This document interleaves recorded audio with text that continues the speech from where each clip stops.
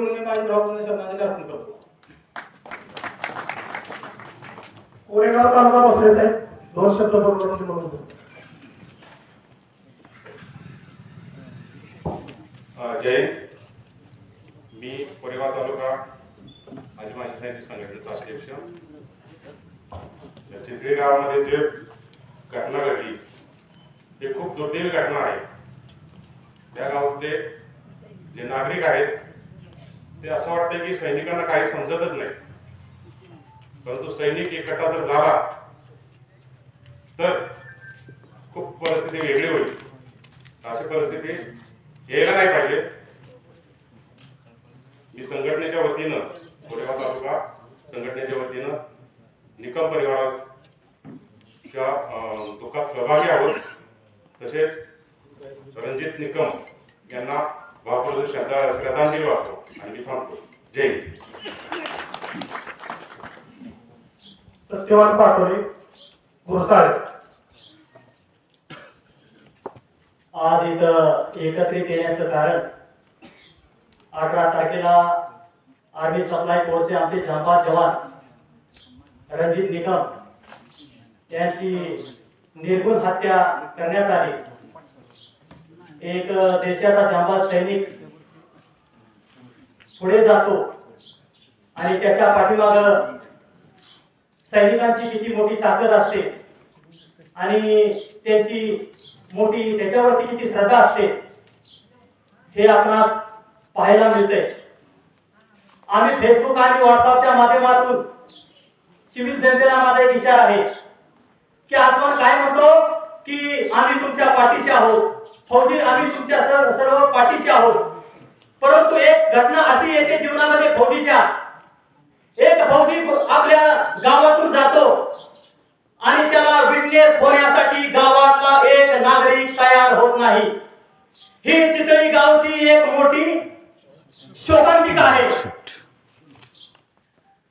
सैनिकांचा जिल्हा, साधू संतांचा जिल्हा छाती ठोकून आम्ही बाहेर गेल्यानंतर सांगतो आणि आमच्या परिवारात एका सैनिकाची निर्गुण हत्या होते आणि त्याचा परिवार मायेसाठी, प्रेमासाठी, मदतीसाठी धाव घेतो आणि गावातला एकही नागरिक पुढे येत नाही. ही आमची शोकांतिका आहे. असो, एक सैनिक जरूर गेलेला आहे, परंतु त्याच्या परिवाराला आपण आता कसं सावरायचं आहे, ह्या दुःखातून त्याला पुढे कसं न्यायचं आहे की जाणाऱ्या सैनिकाच्या आत्म्याला हे वाटलं पाहिजे मी गेलो परंतु माझ्या पाठीमागं माझा पूर्ण महाराष्ट्र आहे, पूर्ण खटाव तालुका आहे, पूर्ण सातारा जिल्हा आहे. आणि खऱ्या अर्थाने ज्या गुंडांनी त्याची निर्गुण हत्या केली त्या हरामखोरांना तर फाशीची शिक्षा झाली पाहिजे. आणि ज्या वेळेला फाशीची शिक्षा होईल तेव्हा आम्ही सैनिक म्हणू की खऱ्या अर्थाने ही रणजित निकमांना एक श्रद्धांजली आम्ही दिली. ग्रामस्थांना नम्रतेची विनंती आहे. आज महाराष्ट्र राज्यातून वेगवेगळ्या कोपऱ्यातून सगळा सैनिक एकत्र होतो, पण हे चितळी गाव आज सामसूम आहे. अरे आम्ही एक सैनिक आहोत, एक मानव आहोत. आम्ही तुमच्याशी लढण्यासाठी आलेलो नाही तर रणजित निकम याला न्याय देण्यासाठी आलेलो आहे, त्याच्या परिवाराचं सांत्वन करण्यासाठी आलेलो आहे. ह्या गावची लोकसंख्या भरपूर असेल परंतु आज रणजित निकमच्या परिवाराच्या पाठीमागं माझा नुसता सैनिकच दिसतो का? ह्या गावातले नागरिक कुठे गेले? हा जे गुंड आहेत ते भविष्यामध्ये ह्या चितळी गावातील आमच्या माता भगिनींना, विद्यार्थ्यांना, मुलींना हे परेशान करणार आहेत. कारण का विषारी साप असतो, त्याला जरी दूध पाजले तरी त्याचं विष तो फेकण्याशिवाय राहणार नाही. पण जे विषारी नाग आहेत त्या नागांच्या मुंड्या कशा चेचायच्या, त्याचं विष कसं बाहेर काढायचं हे आपण सर्वांनी करायचं आहे. सैनिकाच्या सोबत तुम्ही ग्रामस्थांनी निघायचं आहे. जे प्रशासन करतील त्या न्याय दृष्टीनं आपण ह्या परिवाराला न्याय द्यायचा आहे आणि गुंडांना फाशीची शिक्षा ही झालीच पाहिजे. एवढं बोलतो आणि थांबतो. जय हिंद, जय महाराष्ट्र.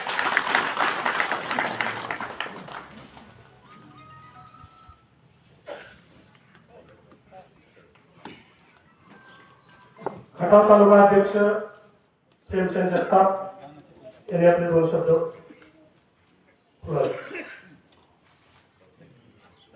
थँक्यू. मंचावर उपस्थित रणजित साहेबांचा परिवाराला वंदन करतो. त्याचप्रमाणे रणजित साहेबांना श्रद्धांजली वाहतो आणि हा जो गावगुंडांनी केलेला भ्याड हल्ला आहे त्याला गावातील सैनिकांनी सुद्धा उत्तर द्यायला पाहिजे होते. गावातील सैनिक काय झोपले होते का त्यावेळेला? गावातील सैनिक जर एकत्र असते, एक असते, तर हा भ्याड हल्ला झालाच नसता. त्याचप्रमाणे मी पोलीस प्रशासन किंवा तालुका प्रशासन यांना विनंती करीन की आमच्या रणजित निकम साहेबांना लवकरात लवकर न्याय मिळाला तरच ही आमची खरी श्रद्धांजली असेल. त्याचप्रमाणे गावातील या चित्रे गावातील जे ग्रामस्थ आहेत त्यांनी कधीही असल्या गोष्टीमध्ये राजकारण आणू नका. खरी चूक कोणाची आणि खरा कोण त्याला न्याय हा मिळालाच पाहिजे. शेवटी मी रणजित साहेबांना पुन्हा एकदा श्रद्धांजली वाहतो आणि माझे 2 शब्द संपवतो. जय हिंद, जय महाराष्ट्र. सैनिक फेडरेशन सातारा तालुका अध्यक्ष संजय निंबाळकर यांनी 2 शब्द बोलावे.